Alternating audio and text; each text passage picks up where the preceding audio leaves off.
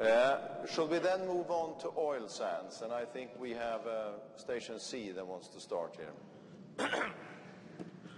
Bonjour, Danse, Zonge, Penesia, Nene, Tishnakas, Kanuto, Dem. My name is Clayton Thomas Muller, and I am the tar sands campaigner with the North American-based Indigenous Environmental Network. I just want to say it's a pleasure to speak to all the shareholders and to address the board today. Fort McKay Cree Nation is surrounded by tar sands development and its associated tailings ponds so large you can see them from outer space.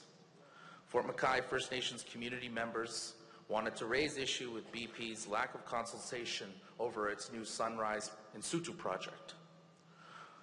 Fort McKay First Nation is situated in the heart of oil sands. You can go in any direction. Within 20 miles, you'll find an oil sands plant. We refer to our little community of 700 people as Ground Zero because we are first impacted. How does the Husky BP Sunrise project impact us? Well, to start with, there are several parcels of land dedicated to the use of traditional trappers from the First Nation. But because the animals have disappeared, these trap lines are no longer used for trapping. However, they have become islands of cultural identity for local First Nation. We use them to escape the industrial activity and as a place to teach our children traditional ways.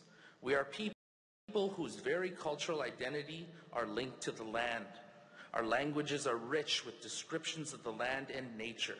The Husky BP Sunrise project has interfered with trap lines in the area, reducing access for local people and taking away the peace of our bush life.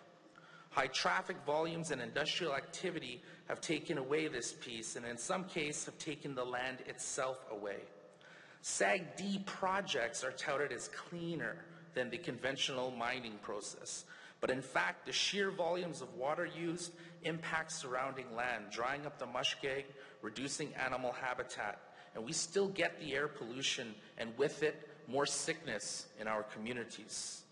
And so the question that I bring today is, with opposition steadily increasing against the Canadian tar sands extraction in all forms, with liabilities of project delays and or stoppages associated to the intervention on the part of First Nations governments, with ever-increasing numbers of litigations being filed by First Nations asserting their priority land rights, which are constitutionally enshrined and protected in the state of Canada, most notably Beaver Lake Cree Nation and Athabasca Chippewa Dene Nation, both of which have lawsuits against government regulators and tar sands operators.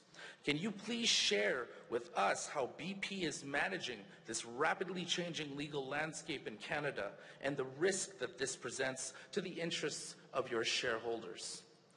And in conclusion, I would also like to ask that the community representatives who First Nations representatives from North America have come to this meeting with to raise concerns, that the community representatives from the Gulf Coast who have come to have their voices heard be let into the meeting. They have shares, proxy access, but for some reason they've been barred.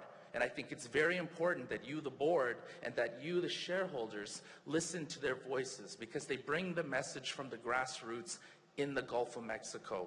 Thank you very much.